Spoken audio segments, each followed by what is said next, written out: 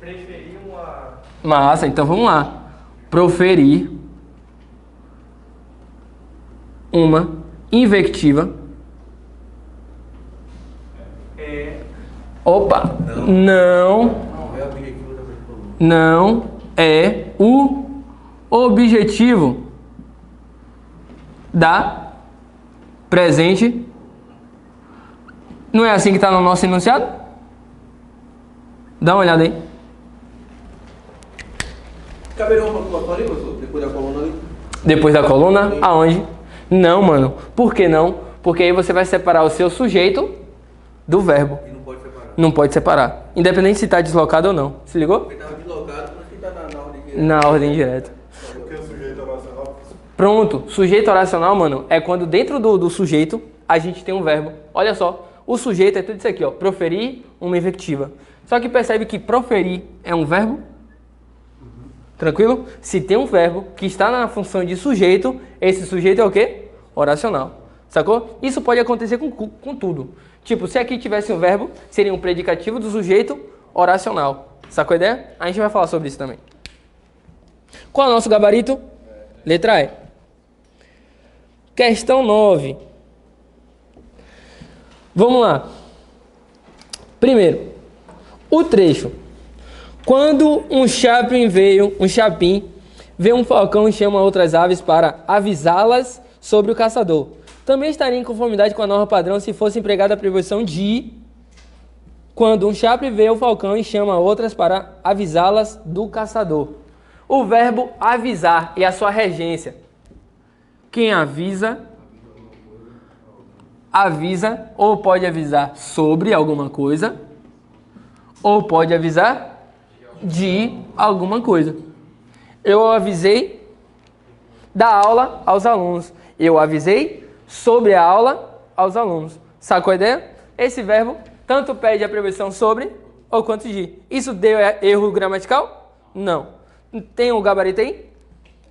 Vamos lá. Primeiro está correto, tá? Segundo, olha que viagem. O sinal indicativo de crase é opcional no trecho. Os passarinhos cujo canto tem regras semelhantes à nossa tradicional ordem. Pessoal, anote isso aqui, ó. Anote isso aqui, ó. Diante de pronomes possessivos, anota. Possessivos femininos. Diante de pronomes possessivos femininos,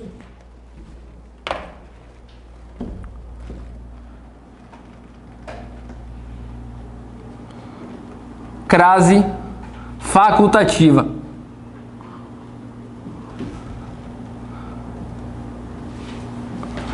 Diante de pronomes femininos, diante de pronomes possessivos femininos, crase facultativa. De que pronome eu estou falando? Possessivo. Nossa, sua, minha, tua. Olha o pronome que foi utilizado, o nosso. Não é um pronome possessivo, é um pronome possessivo. Feminino, feminino. Crase facultativa, crase facultativa. Vamos lá. Aí vem assim, ó. Ao contrário do trecho, os penosos em que pertencem à espécie, em que a marcação da crase é obrigatória. Pessoal, regra geral de crase. Se eu tenho um verbo que exige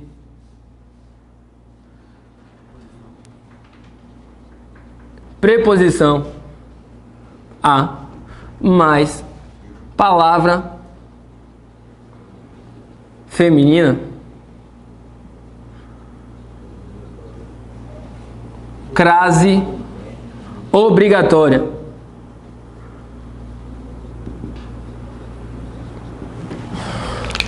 Olha o que veio aí, ó. Pertencentes, né? Pertencem. Pessoal, qual é a regência dessa palavra aqui, pertence? Quem pertence?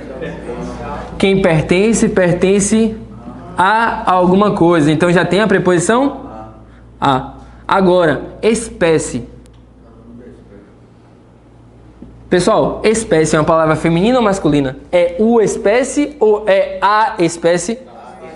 Se eu já tenho uma preposição a e eu tenho uma palavra feminina, essa crase aqui, obrigatória, pertencem à espécie. Se ligou? De boa? Tá certo ou tá errado? Tá certo. 1 e 2 já está certo. Terceiro.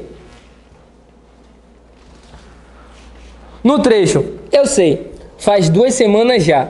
A forma verbal destacada com sentido de tempo decorrido poderia flexionar corretamente no plural, se o advérbio já, também de valor temporal, fosse deslocado para junto da citada forma verbal. Eu sei, já fazem 2 semanas. E aí? Pessoal, atenção, coloca aqui, ó. Pessoal, atenção. O verbo fazer, indicando tempo decorrido.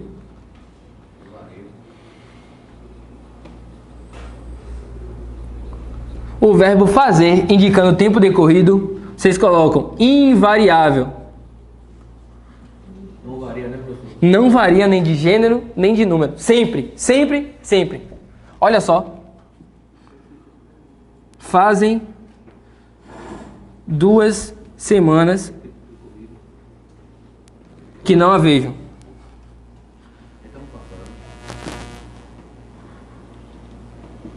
Fazem 2 semanas que não a vejo. Esse verbo fazer aqui, está indicando o tempo que se passou? Sim. Não está indicando o tempo que se passou? Então está indicando o que? Tempo decorrido, que já passou, pô. Se está indicando o tempo decorrido, me diga uma coisa. Esse verbo ali está no singular ou está no plural? Tá no plural, ele variou. E variou. E quando eu estou falando do verbo fazer, indicando o tempo decorrido, ele é variável ou invariável? Variável. Invariável. É fazem 2 semanas ou? Faz 2 semanas. A mesma coisa aconteceu aí. Se está indicando o tempo decorrido, ele sempre, sempre vai ser invariável. Nosso gabarito, certo ou errado esse aí? Errado. A 3 já está falso. O trecho, uma das poucas que sobraram, é a língua com sintaxe. Também estaria em conformidade com a norma padrão se a forma verbal destacada fosse flexionada no plural ou no singular, em concordância com uma. Olha o que temos aí. Deixa eu apagar aqui. Isso aí é o quê? Ah! O bicho é bem. O bicho é bem. Uma das o quê? Uma das poucas que sobraram. Uma das poucas. Que sobraram. Esse aqui também seria uma constante grande? Não. Uma das poucas, as quais sobraram. Pronome relativo. Sobraram, não vai. Sobraram. Olha só. Nosso verbo sobraram. Tá no plural ou tá no singular? Plural. Tá no plural. Tá no plural por quê? Porque esse que tá retomando poucas. Sacou a ideia? Só que isso aqui também pode ficar no singular? Pode. Como partícula partitiva. Concordando com quem? Uma. Sacou a ideia? Aqui é uma partícula partitiva. A gente não falou isso na aula, na prova passada? Quando a gente está diante de partículas partitivas, aqui a concordância é o quê? Facultativa.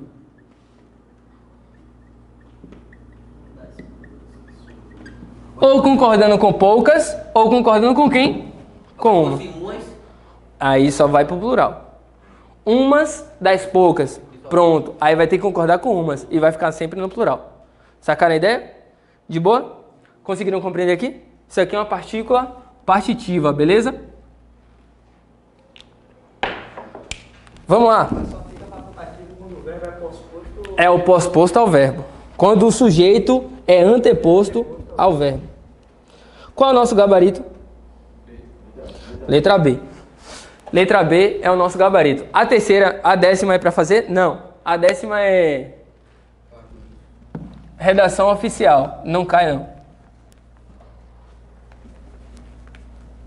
Como é que vocês foram? Uma merda, né?